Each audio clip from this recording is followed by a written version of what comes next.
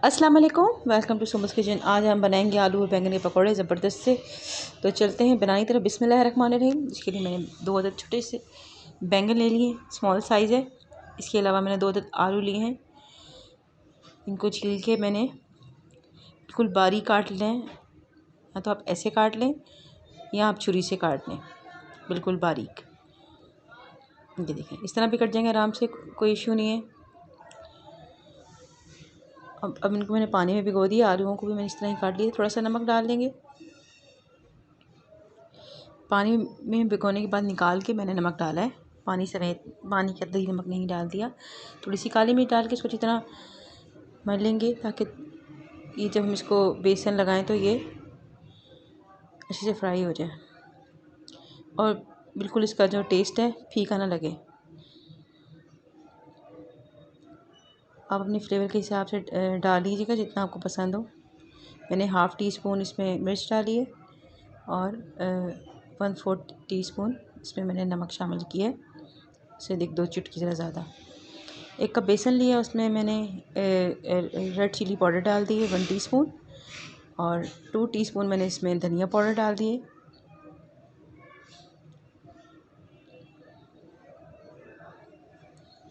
आप चाहें तो साबित भी डाल सकते हैं, उसे कूट के, उसका फ्लेवर भी अच्छा आएगा। नमक डाल दिया है ½ टीस्पून, क्योंकि 1 कप हमने बेसन लिए इसलिए। और इससे पहले हमने इसमें भी डाला था थोड़ा सा, मैं भुना कुटा हुआ क्रश किया हुआ भी डाल दिए मैं थोड़ा सा, ½ टीस्पून। अब हम ज़ीरा डाल रहे हैं, तकरीबन 1.5 टीस्पून मैंने ज़ीरे का शामिल कर दिया। अब हम इसमें थोड़ा सा ऑयल शामिल करेंगे। इससे फ़ायदा ये होगा कि क्रिस्पी क्रिस्पी हो जाएंगे।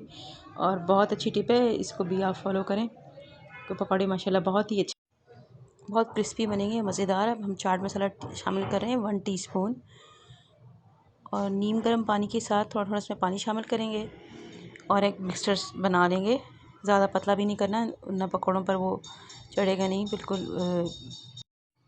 ज़्यादा पतला हो जाएगा तो फिर ये सही पकौड़े बन नहीं पाएंगे। अब हम हरा धनिया शामिल करेंगे इसमें, बहुत ही ज़बरदस्त फ्लेवर आएगा इससे। थिक सा पेस्ट बनाना है इसका, मैं आपको आगे भी दिखाती रहूँगी किस तरह का। हमारा जो पेस्ट है वो रेडी हो गया। अब हम उसमें जो हमने बैंगन और आलू को लगाया था मसाला, उनको उसमें डिप करेंगे। ये देखें, मैं आपको दिखा दूँ एक बार किस तरह की शक्ल होगी। इनका पानी निकला है, तो आपने सारे नहीं डालने, वरना आपको मिक्सचर वो पतला हो जाएगा, ख़राब हो जाएगा। आपने इस तरह लेना है, इस तरह करके, इस तरह। अगर आपने सारे डाल दिए तो वो पानी छोड़ देंगे अंदर, और बेसन अलग हो जाएगा और आलू और बैंगन अलग हो जाएंगे।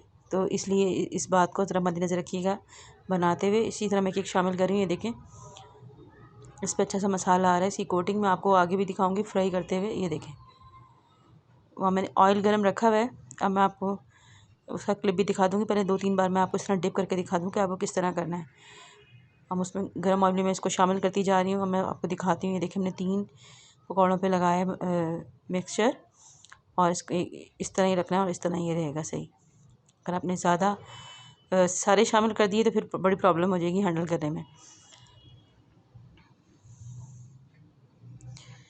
हमारे पकौड़े फ्राई हो रहे हैं। मैं आपको दिखाने का मतलब ये है कि देखिए, इनका मिक्सचर जो हमने लगाया वो उतर नहीं रहा। मैं आपको बारी बारी करके दिखा, जो मैंने पहले शामिल किए थे वो, और जो अब मैं आपके सामने शामिल कर रही हूँ वो।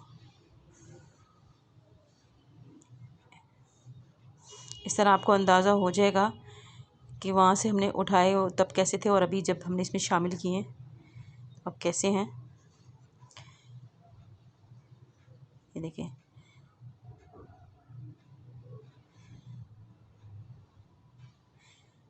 ज़बरदस्त सी खुशबू आ रही है और हमारे पकौड़े तैयार हो रहे हैं। आपको डार्क कलर पसंद हो तो आप डार्क इसको दे दें, लाइट पसंद हो तो लाइट दे दें। हमारे पकौड़े बस रेडी हो गए। ये देखें, बस मैं इनको निकाल लूँगी। क्रिस्पी से ज़बरदस्त से मज़ेदार पकौड़े। तो आपको मेरी रेसिपी अच्छी लगी तो लाइक ज़रूर कीजिएगा।